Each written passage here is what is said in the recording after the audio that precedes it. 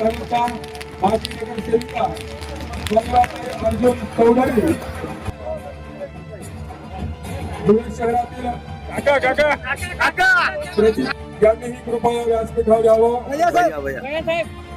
ऋषिकेश काकाजी शर्मा यांचा प्रवेश होतोय, यांचंही मनपूर्वक स्वागत।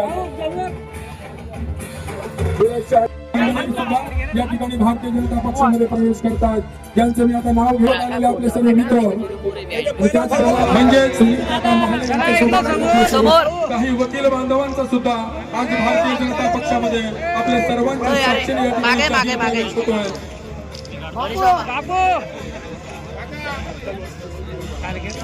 समोर बघा, समोर भैया, समोर भैया, समोर समोर।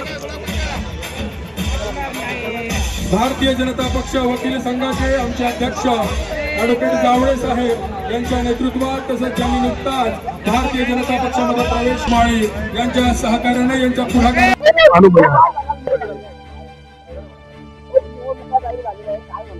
महाराष्ट्रामध्ये महानगरपालिकेच्या निवडणुका जाहीर झाल्यात।